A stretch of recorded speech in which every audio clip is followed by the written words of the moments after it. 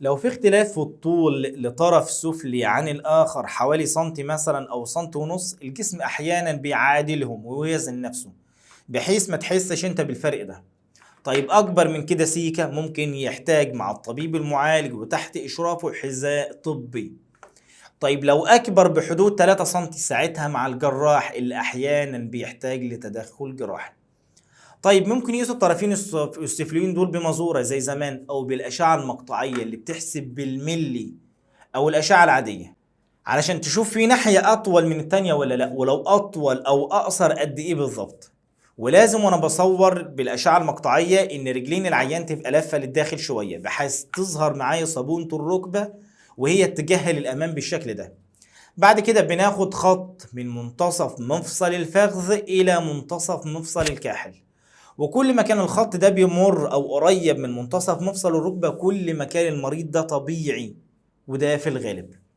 وكل ما بعد عن منتصف مفصل الركبة كل ما زادت نسبة تقوس الساقين، سواء للداخل بيسموه جينو فيرم او للداخل بيسموه جينو فالجاس. وهنا بقى يبقى دخلنا في فحص تاني غير الاسكانوجرام اسمه قياس الزوايا. تعالوا ندردش شوية. في الأطفال بيبقى عندهم نسبة تقوس طبيعية، دكتور الأطفال بيشوفها إنها طبيعية وبيديلها علاج ومقويات للعظم ولبن وبيض ويعرضوا للشمس، ومع الوقت خلال سنتين أو ممكن بعد كده كمان بيتعدل العظم ده وبيرجع لطبيعته. طيب نفس دكتور الأطفال ده شايف إن نسبة التقوس دي شديدة ومزعجة، ساعتها بيبعت الحالة لدكتور عظام أطفال يقرر ساعتها إيه المطلوب، علاج ولا تدخل جراحي. طيب في الكبار مثلا شاب مقدم لكلية عسكرية وعنده نسبة تقوس أو حالة عندها نسبة تقوس، لو سكتنا عليها ممكن ده يدمر مفصل الركبة مع الوقت ويقلل من عمره، لأن التحميل عليه ما بيبقاش بالتساوي وبيعمل تآكل في المفصل. فبنقيس زوايا معينة نحدد منها طريقة التدخل الجراحي. وليه قلنا تدخل جراحي؟ لأن في الغالب في الكبار وحسب رأي الطبيب المعالج مش زي الأطفال انتهى زمن إن العظم يتعدل لوحده. طيب صورنا الطرفين السفليين، تقمص بقى دور المهندس المعماري علشان نهندس الطرفين السفليين دول طول وزوايا وأساسيات. أولا كل مفصل ليه نقطتين متفق عليهم علشان أقيس منهم. في الركبة مثلا في نقطتين في نهاية اللاترال والميديال كوندايل بتوع الديستال فيمر، تمام وفي الساق بناخد نقطتين في التيبيال بلاتو بالشكل ده، وفي الكاحل نقطتين بالشكل ده في الديستال تيبيا. طيب لو الديستال تيبيا مش واضح معايا خاصة في الأطفال بناخد نقطتين بين الميديال ماليولس واللاترال ماليولس.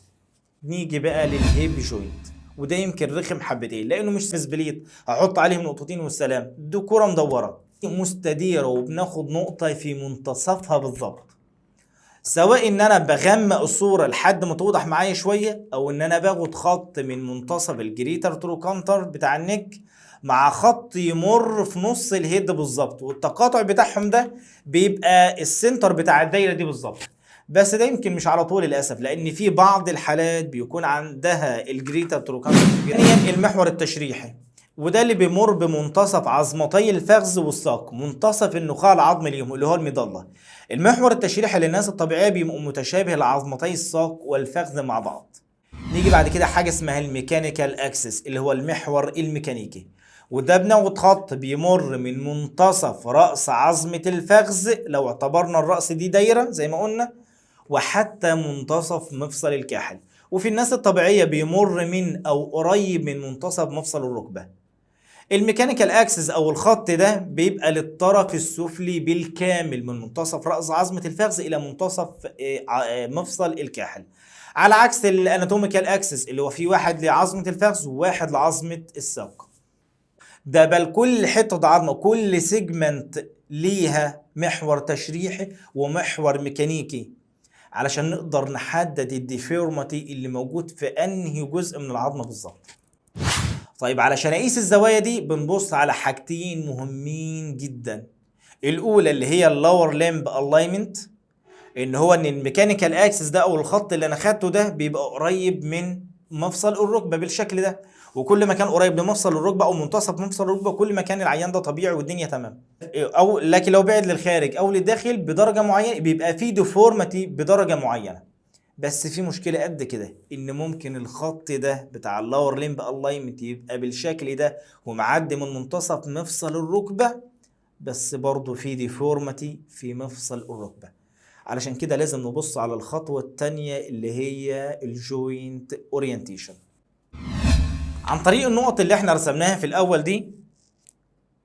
ففي الركبة مثلا لازم يبقى الخطين دول متوازيين لبعض، لكن لو مش بارل لبعض مش متوازيين يبقى في ديفورماتي بدرجة معينة، هنعرفها ان شاء الله لما نيجي نقيس الزوايا دي.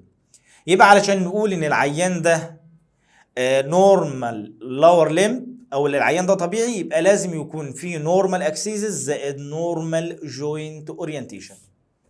طيب هندسنا الطرفين السفليين وبنينا الاساسيات، تعالوا نبص على الزوايا اللي بين الجوينت اورينتيشن لاين والميكانيكال والاناتوميكال اكسس واسمائها وازاي بنقيسها، وهذا امر شرحه يطول، وانا الليله مشغول. القاكم على خير باذن الله تعالى.